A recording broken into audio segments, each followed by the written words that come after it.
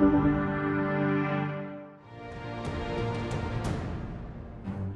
evening from Mission Control Houston, and welcome back to tonight's continuing coverage of the landing of the Soyuz TMA-07M spacecraft and its crew of 3 Expedition 35 astronauts. As of right now, the crew is moved into their Soyuz craft, having shut the hatches between the craft and the International Space Station successfully back at about 2:50 p.m. Central Time. The 3 are suited up in their Sokol launch and entry suits and inside of the descent module. As of right now, they are moving towards the next major milestone for tonight's activities, the scheduled undocking from the International Space Station. They accomplished a series of leak checks on either side.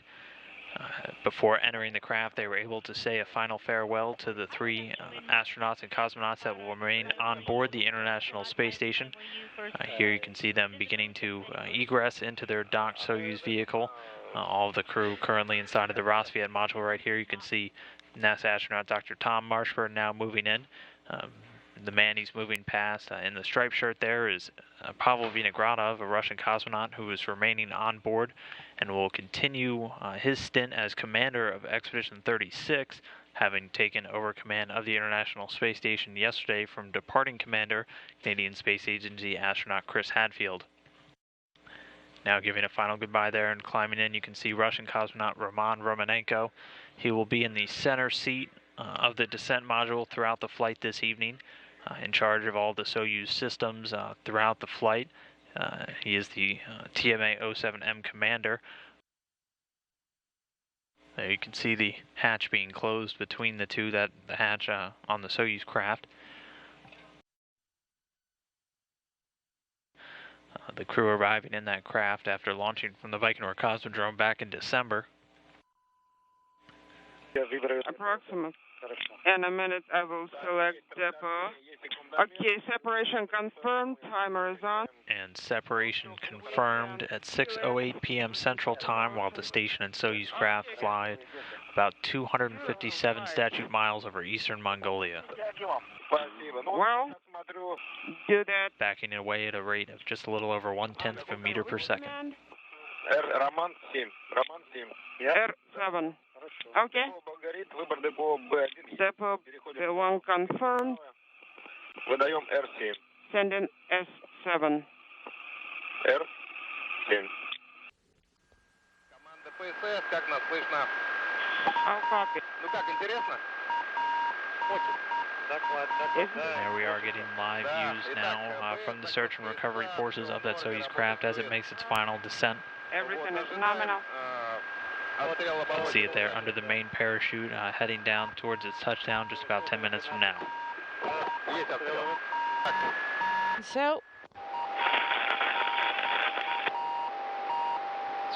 while we're getting communications from the crew, you also hear the intermittent beeping sound. Good. It's a beacon that is emanating from the Soyuz craft that search and recovery forces can use to pinpoint the exact touchdown location of the Soyuz vehicle.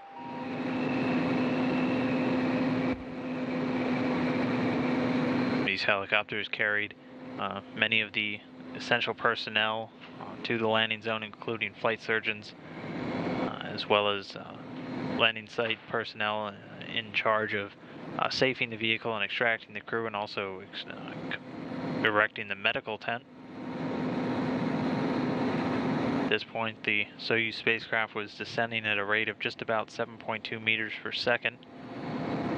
Once there, you can see the soft landing rockets fire just about 2 seconds before landing, slowing it to a final descent rate of just 0.8 meters while right above the ground. Now we're standing by as the Russian recovery forces, in concert with personnel from NASA and the Canadian Space Agency, move in to begin extracting the crew from the Soyuz craft, landing almost on the dot there, just to the southeast of Zhezkazgan. okay, let's get ready for the hatch opening. Okay, I'm standing. I'm ready. Attention. Careful. Hello. Welcome back. Our first look at the returned crew.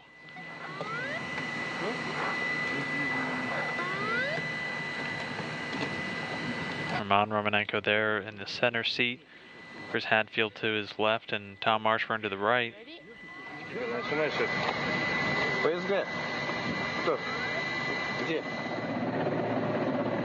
The astronauts will be carried over to these seats where they can relax for a moment as they're all extracted before eventually being moved over to the medical tent erected about 100 meters away from the landing zone. Once inside that medical tent, the crew will get their initial medical exam. Meanwhile, Canadian Space Agency astronaut Chris Hadfield being lowered into his seat now after being extracted from the Soyuz craft. All 3 crew members now safely out. We'll see it once again. Oxygen 90. Thumbs up from Canadian astronaut Chris Hadfield returning from his command of the International Space Station. Chris was the first Canadian commander of a spacecraft, wrapping up a historic 144 days on board the station.